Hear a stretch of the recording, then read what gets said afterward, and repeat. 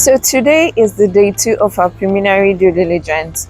Why did we decide to go this route on this deal? Decided to do a preliminary due diligence before signing the PSA because the seller wants us to go hard after signing the PSA. That is 5 days after signing the PSA. So in order for us to mitigate our risk, we decided that it's better we go ahead and check all the heavy capex. Those items that will make us spend a lot of money, or those items that will make us say this deal is not viable for us. So it's better we check it out now so that we can decide ahead of time before we lose our NS money. But listen, I would like to say this. It's an expensive process because you're actually spending money in conducting this due diligence before you proceed with the deal. Now, if the deal falls apart, what would you do? That means you've lost all the money that you've put into this entire thing. But I prefer doing this because it just helps you avoid risking your investors' money. So it's better I go this route, losing less money at the beginning than going through the entire process and not being able to even get out my equity. Because right now we are seeing a lot of deals falling apart. Some of them due to insufficient due diligence and some of them because of the debt that they got on it. So we want to avoid all that. This deal is actually an assumable loan, so and really have so much years to go on it. So for the debt side, it's covered. Now the physical side and the financial side, that is the part we are currently covering. The first episode, we got in an inspector and we checked out the roof. So there was a roof inspection done on this property, and not just that, we went through some of the units. What were we checking out in those units? We're looking at the layout, we're looking at the kind of repairs that they need and the kind of renovations that they've done based on the demography of this place. And we're also just taking note at the structure itself, just looking around, looking at the structure, looking at the environment and all that. We took a lot of pictures, and we're going to use that to create our business plan, and we're also going to use that to create our capex budget for the interior. And if there's any repair that needs to be done on the roof, two things: it's either we take it up or we have a negotiation with the owner and say this is too much, you will need to give us a discount on the purchase price. So that is what we are doing right now. So for today, we are doing a lot of things. We're going to do the electrical. So we want to identify if we have aluminum wiring on this property. The effect of that is that it's quite expensive to remediate aluminum and wiring, and besides, you might be mandated by the lender to convert it. So you want to avoid those kind of unnecessary expenses. But if that is part of your business plan, then be my guest, go ahead and do it. So the owner has told us that this property is copper, but a building is aluminum. So we want to verify. So one thing you want to also do is verify.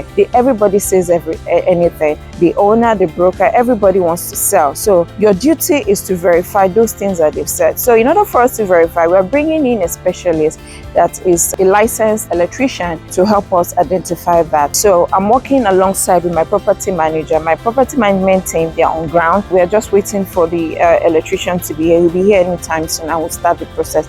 After that, we also have the plumber. The plumber is going to go through the boiler, the water heater, the sewage line. They're going to check all those things, and we'll know what next step to take. So guys, please relax and enjoy.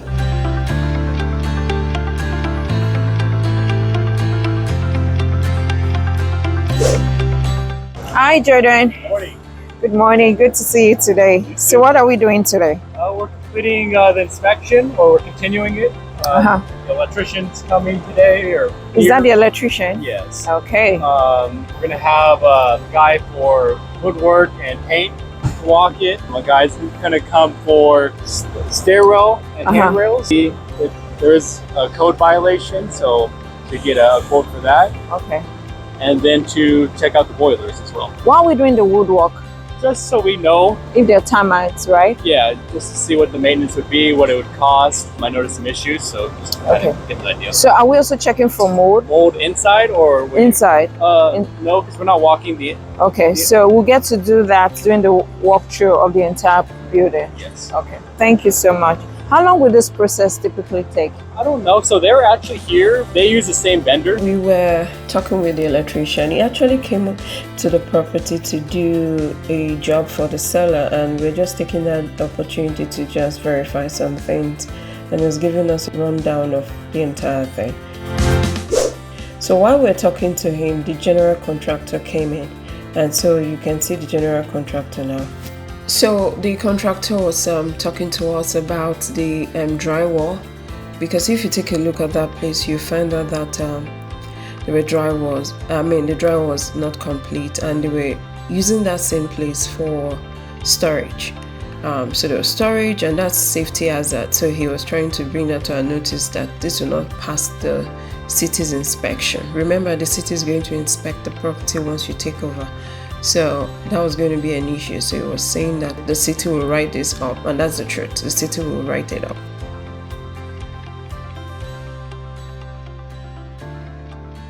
Yeah, what about these leakages here? Is it normal? This is what I was telling Jordan.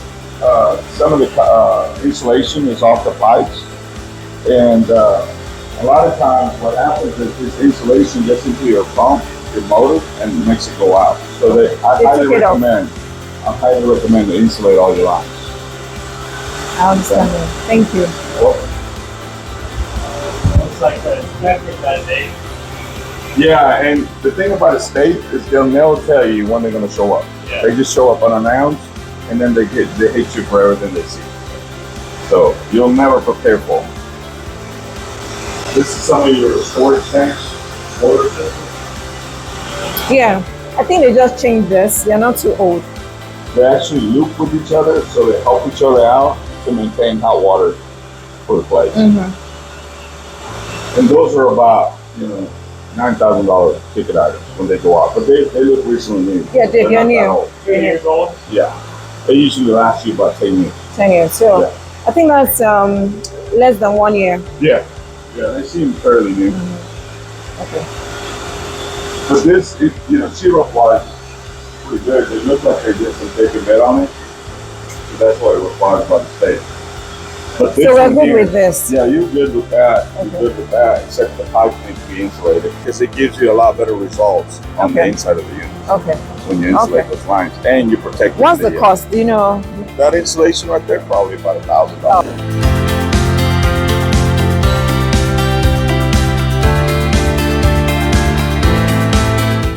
Hi. Yes, do you guys have a map of the property? Yep. Okay.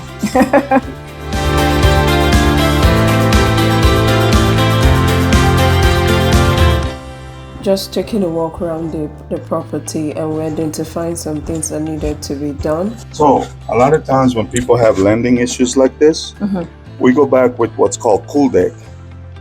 Cool deck is an overlay that goes on top of this, and you can actually do On top of this. on top of this, and you can actually do a design. On it. Yeah, so you Is can it- square it Okay. like tiles, or you can do rough texture. How long does it last? It lasts for probably about 5 years, Okay. but it gives you savings because this is probably going to cost you about $14 to $16 a square foot. That cool deck comes in at $7 a square foot, so it's about 60% less. The landing, we saw cracks on the landing because they were concrete. So it was giving us other alternatives for making it cheaper and making it durable and all that. See what they did here? They did an overlay. Okay. So this is good or not? It's holding up, Yeah. It's but it's not going to last long. okay. So the one you described upstairs is what we should do here. Yes. Okay. See, all this is Cracking already. Yeah. Because it's concrete. So, Yeah, and concrete. Just keep this in mind. Concrete and concrete do not stick together. Right. We'll never do that. Is it that it's cheaper or something? It's just a one way to do it cheaper. What's their delinquency? It's not much. Not much? No, it's not much. Okay, but one thing I usually tell people: drive this property at night. Oh yes, we've To done see- that. I think we Not can. only to see the lighting, but also to see the parking lot.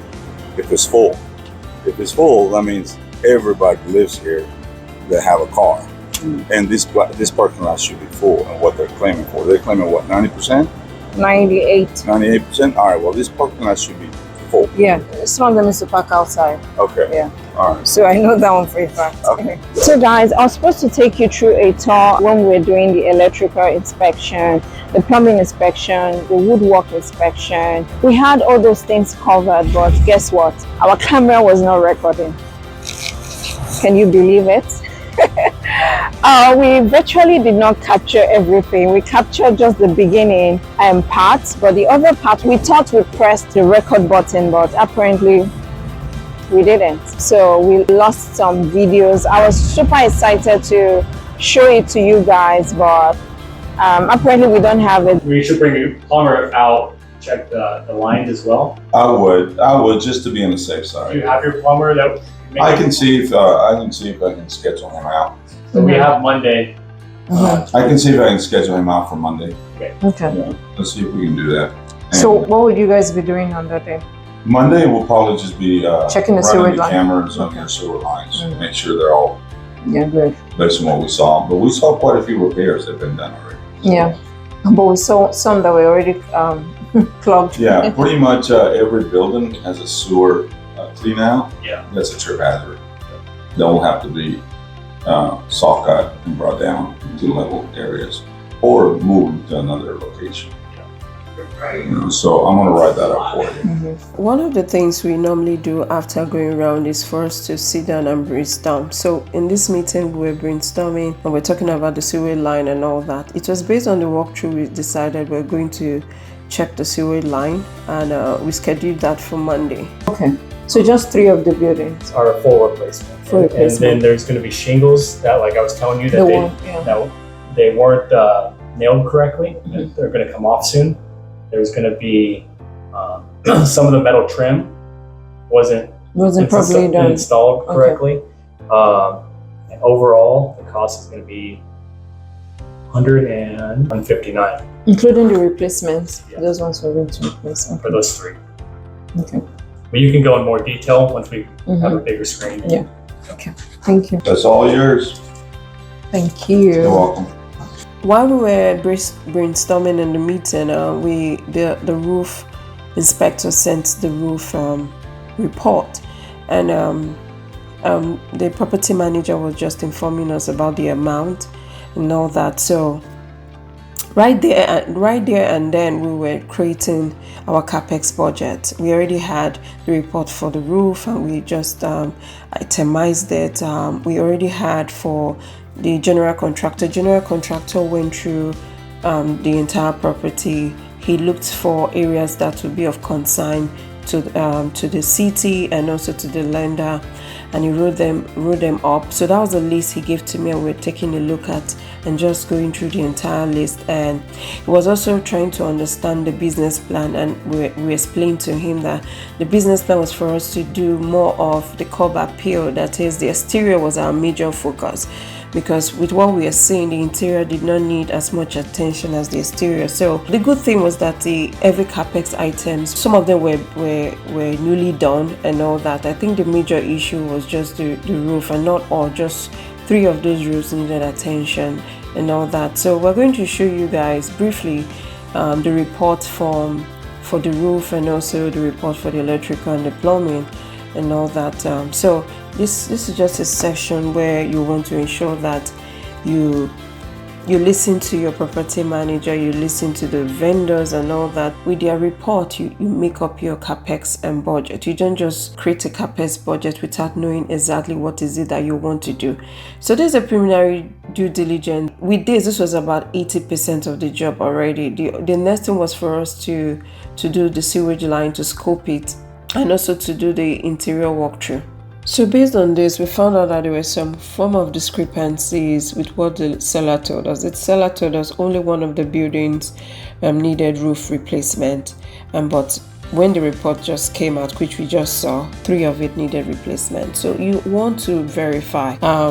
We later found out from the electrician that everything the seller said was correct, but one of the buildings needed to be remendated. That is, it's aluminium, and we will need to convert only one of the buildings to copper and all that by doing a pigtail and all that. So we're just itemizing all the items, putting the amount, the budget. With that will tell us if we should go ahead or not and all that. But the good thing was that the budget was what we had in mind and all that. So we're just putting a face to the budget, putting items under it and all that, because we've already identified the entire process. Don't forget, this is a C-class property. The idea is for us to make it more appealing to people, to the residents, resident, and you don't also want to carry out these things without finding out the kind of returns it's going to give to you. So for us, we do not just carry out renovations or do repairs that will not bring some form of returns. So for example, replacing the roof is going to increase the value of the property, especially when we're doing cost segregation. Those things will go into giving the property more value and all that.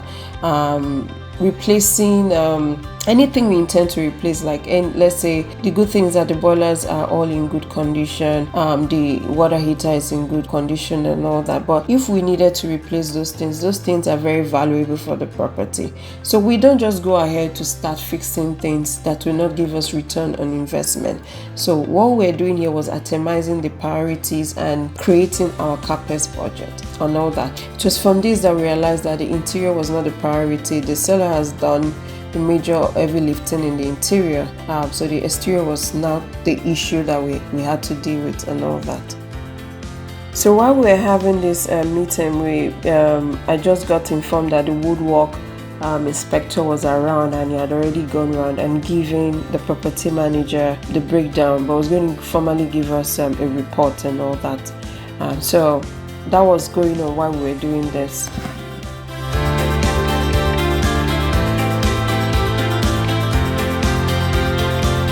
For the wood guys, the same thing as we walked around.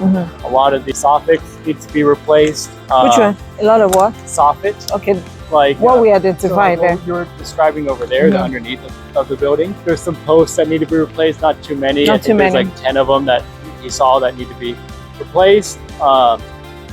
He also he's going to do a quote on new paint. Decided to go that new route. Paint. But yeah, it's basically what we were walking. Did he give you an amount, like an estimate? I mean, it's in a rough stage. He wrote everything down, so it wasn't like a hard set estimate. And like, but 150 for new paint, and then he's got to look at. No, excluding the paint to change this. No, so he didn't give me an estimate. He didn't give you that. Okay. When do you think we can get the reports for this? Because I need it as soon as. By Monday, maybe Tuesday, at the latest. So I just gave you the roofing report. Electrician should be very quick. He knows the property very well. They just left. The paint and trim guy just said he's going to give us it by this weekend. This weekend. And he gave us a good report. Yes, he gave us a good report. Yes. We have the report. Most of the reports came out. Guess what? All of them have issues. We have issues with the roof. We have issues with the plumbing, with the electrical, with everything. But the good part is, don't let anybody know. This is one of the ways we can negotiate our prices with the seller. Yes. Based on what is on ground, we have every right to negotiate it, because really we did our underwriting based on what we knew. But right now, since we've done a thorough due diligence on the every CapEx items, we now have a clear picture of what we're up against. And this will give us a clear path in negotiating some kind of concessions or reduced pricing with the seller. So I'm super excited. So I'll keep updating you on where we are or what the seller thinks and all that. So the next thing for us to do is one more inspection, which is very critical, is a structural inspection. That will be inspecting the structures, we'll be checking out for cracks, we'll be checking out for foundation issues, because in this part of Dallas, because of the weather, there's a lot of foundation issues with some properties. We want to check that out, and we'll be doing that in 2 days. Then after that, yes, we can now go ahead and negotiate the PSA, negotiate the amount, and from there, we'll be under contract formally. So I'm looking forward to showing you the entire process, but I'm really sorry I couldn't show you the process of the electrical and the plumbing. It's very funny. And for the electrical, we verified what the seller told us. Yes, he told us that all of the building but one had aluminum, but he converted to copper. Yes, we checked it. Yes, it's been converted to copper, but it's not up to standard. So it means that we'll have to bring it up to standard. So that is another cost right there. So these are the things that we going to use to do our negotiation with the seller. Remember what I said about due diligence. The first thing is the financial due diligence, and we've done it to a certain point. And the next thing is a property due diligence. So we did the property diligence as well as the market due diligence simultaneously. So our property manager has been surveying the areas, asking questions, going to shop, shop around comparable properties to see what's going on. So we're doing all those things simultaneously. And the final stage is for us to go back to underwriting and see if everything is pans out. If it does pans out well and it gives us the returns that we're looking for, then we'll go ahead with the deal. I look forward to seeing you. If you're not subscribed to my channel, you need to do that now. Subscribe to Blue Ocean Multifamily Group on Facebook, then Blue Ocean Multifamily Group on YouTube for more content about how to get on with your multifamily investment.